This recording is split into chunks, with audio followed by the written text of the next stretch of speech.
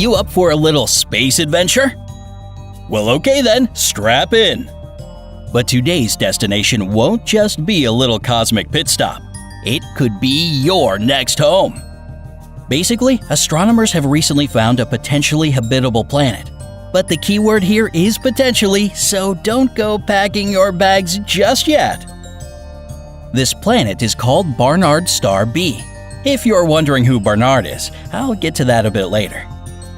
Anyway, if you step on its surface, you'll probably see nothing around you except endless ice fields.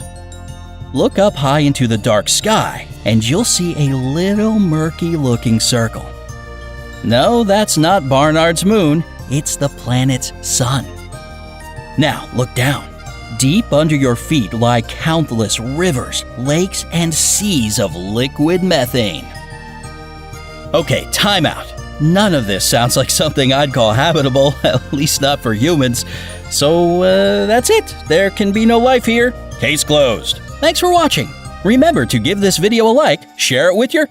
Oh, I'm kidding. Give Barnard a chance, will ya? Hey, you never know. He could be hiding a lot more life than you'd think in those rivers and seas of methane. Okay, back to our story. Let's explore that murky little circle that I told you was Barnard's sun. The one the planet is orbiting around? This star is located 6 light-years away from us, and it's the 4th closest star to our solar system. Try to imagine our sun 5 times smaller and much less bright. Well, that's Barnard's star for you. And it has some other absolutely unique properties. Believe it or not, it's the only star that bears the name of the astronomer who studied it. Now let's meet him. Though Edward Emerson Barnard wasn't the first to discover this star, he proved in 1916 that it's the fastest star known to us. Yes, all the stars are moving across the universe, but Barnard's star is doing it at top speeds.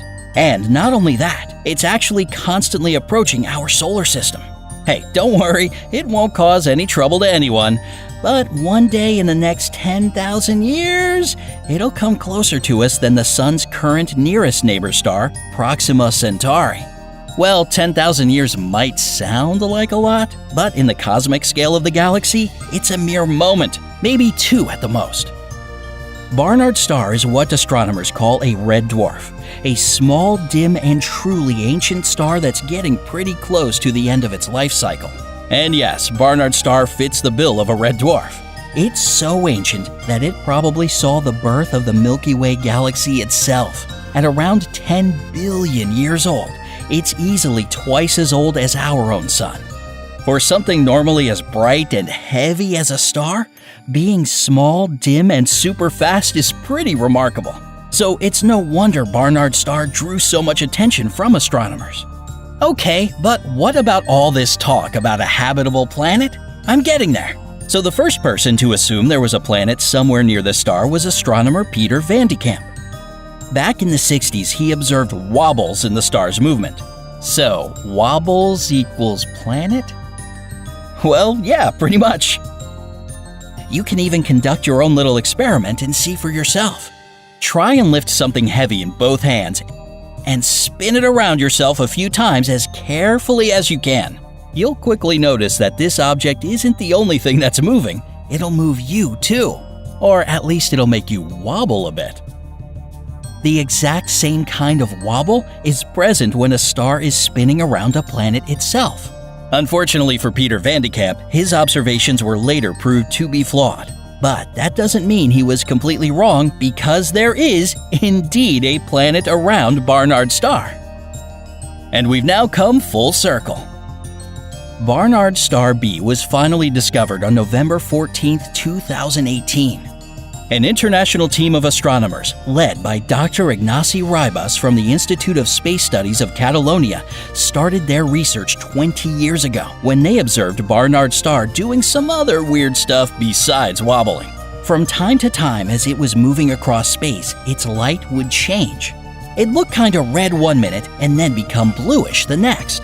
Besides the whole wobbling thing, this kind of shift in starlight is another sign of an orbiting planet. They took lots of measurements with the most advanced astronomical equipment you could imagine, and they came out with a 99% certainty that the planet Barnard Star B exists. Now it's considered to be a super Earth-class planet. Sounds kinda epic, right? Something like Earth's cooler, older brother? And that's not exactly wrong.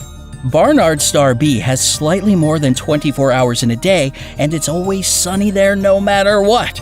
And now it's definitely starting to sound like a better version of Earth. But super Earth is just the term astronomers use to describe only the size of a planet that's larger than the Earth, but considerably smaller than ice giants like Neptune. As for Barnard star B, it's about 3 times more massive than our planet. But it's nothing like it. And you already know that by now. Remember those seas of liquid methane? Yeah, it's all coming back to me now. Anyway, besides that, this planet is a huge ball of rock and ice that lies beyond the habitable zone of its star. Even though it's closer to Barnard star than our Earth is to the Sun, its star provides only 3% of the light that our Sun does. Remember, it's a small, dim red dwarf. And even if we decided to meet a new dawn for humanity on this planet, there'd be one major problem. There wouldn't be a dawn at all. Barnard star is so dim that it barely lights up anything on the planet. And how would you feel about living in temperatures of negative 275 degrees Fahrenheit below zero? Well, that's the estimated average temperature on the surface of Barnard star B, so grab your mittens. The only planet-like object in our solar system that resembles Barnard star B would be Saturn's largest moon, Titan. And that's exactly what makes the discovery of Barnard star B so exciting.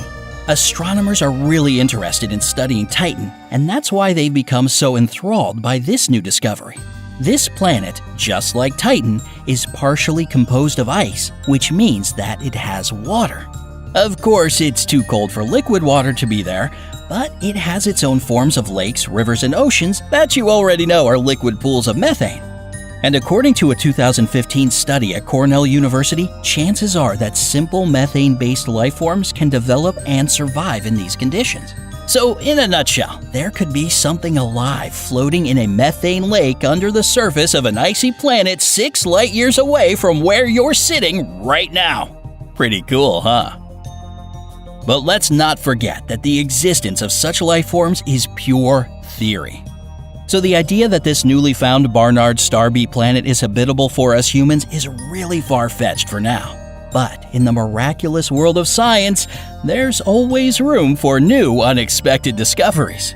Not to mention, even if Barnard star B isn't exactly a swipe right for us Earthlings, we've still got some other potential candidates. Actually, one of them is right in our neighborhood. Remember Proxima Centauri? You know, our Sun's closest neighbor star? Well, it's got a planet of its own called Proxima Centauri b. Lengthy name, but we can work on rebranding it if we move there. This planet is actually pretty fascinating. It's slightly bigger than Earth, and it receives just enough light from Proxima Centauri to keep temperatures above 32 degrees Fahrenheit. Although one side of the planet never sees starlight and the other is literally baked by the sun, the planet's equator could be quite livable even for humans. So would that make us Proxima Centaurians, Proxima Centauri Bs? And like I said, we'll work out the details later. So do you really think humankind will ever find a habitable planet to make our new home? Or is it just the stuff of sci-fi movies? Let me know your thoughts down in the comments. And don't forget to give this video a like, share it with your friends, and click subscribe to always stay on the bright side of life. See you next time.